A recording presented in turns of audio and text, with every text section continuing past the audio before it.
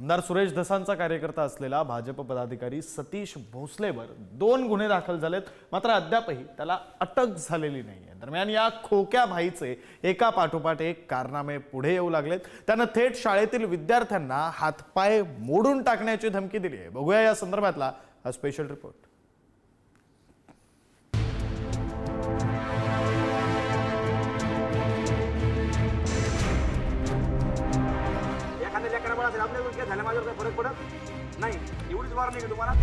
भाजप पदाधिकारी खोक्या भाईच्या दहशतीचा कळस गाठणारा व्हिडिओ समोर आलाय। सुरेश धसांचा खास कार्यकर्ता सतीश भोसले थेट शाळेतल्या विद्यार्थ्यांना हातपाय मोडून टाकण्याची धमकी देतोय।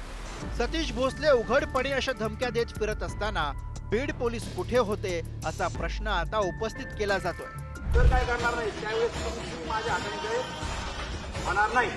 डायरेक्ट तुमचे हातपाय मोडून जेलमध्ये जायला आणि पहिल्या राज्यामध्ये मोठे केसेस आहेत। एखाद्या लेकरा बाळा असेल आपल्या केस झाल्या माझ्यावर काही फरक पडत नाही, एवढीच वॉर्निंग आहे तुम्हाला।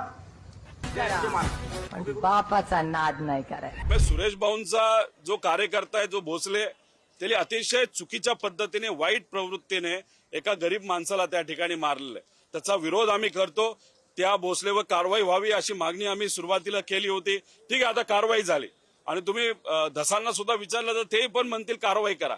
आमचं मत कारवाई झाली, पण फक्त FIR केला म्हणजे कारवाई झाली असे नाही, उचलायचं आणि जेलमध्ये टाकायचं ह्याला आपण कारवाई म्हणतो। ते लवकरात लवकर झालं पाहिजे अशी आमच्या सगळ्यांची मागणी। खोक्या का स्वक्या हे गेमच वाजले पाहिजे त्यांचे।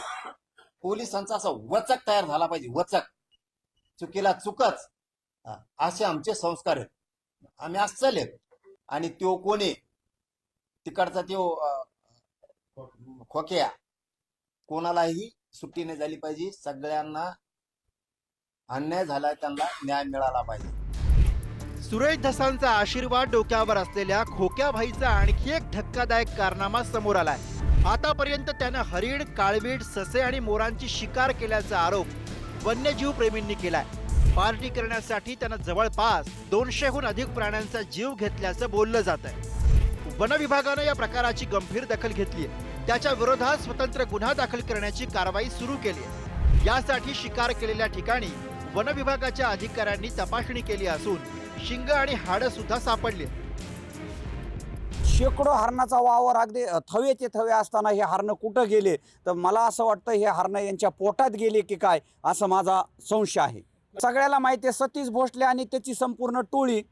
आपण पाहतोय त्यांचा मोरख्या कोण आहे, सतीश भोसले। मग आता त्याच्या अंगावरती सोनं, या गाड्या पाहून या तस्करीमधून बी आपल्या मला काही एवढं त्याचं नॉलेज नाही, पण याची काही तस्करी, काही भाग, काही म्हणजे त्याची विक्री करून त्याचा पैसा जमा करून कदाचित एवढं मोठं सोनं, गाड्या असू शकतात, काय सांगता येत नाही। सतीश भोसले याने एकाला बॅटनं जबर मारहाण केल्याचा व्हिडिओ समाज माध्यमांवर चांगलाच व्हायरल झाला। तसंच त्यानं शिरूर तालुक्यातील बावी इथं ढाकणे पिता पुत्राला 19 फेब्रुवारीला मारहाण केली होती। पण या दोन्ही प्रकरणात त्याच्यावर गुन्हा दाखल झालाय, पण अद्यापही त्याला अटक का झालेली नाही असा सवाल उपस्थित होतोय। सुरेश धस पण आता आकाच निघालेले आहेत, कारण त्यांचेही कार्यकर्ते जे आहेत ते क्रूर कृत्य करताना दिसत आहेत। त्यांच्यावर तर कारवाई झालीच पाहिजे, परंतु मग सुरेश धस नेमके आवाज उठवत कशाला होते? संतोष देशमुखांना न्याय मिळवून देणं हे काही त्यांचा ध्येय नव्हतं, तर धनंजय मुंडे जे आहेत त्यांचं वर्चस्व संपवून आपलं वर्चस्व कसं वाढवता येईल यासाठी त्यांची लढाई होती। आष्टी मधल्या यांच्या फार्म हाऊस मध्ये चिकन, दारू सगळी सरबराई देऊन हे गाव गुंडांना पाळतात हे मी पहिल्या दिवशी म्हणजे मी बीडला गेले 28 डिसेंबरला, तेव्हाची माझी माध्यमांची सगळे बाईट्स काढा। मी नाही सांगितलं होतं की मी मोर्चात जाणार नाही, कारण अशा लोकांबरोबर, सुरेश धस सारख्या लोकांबरोबर मी स्टेज शेअर करणार नाही असं मी पहिल्या दिवशीपर्यंत सांगितलं।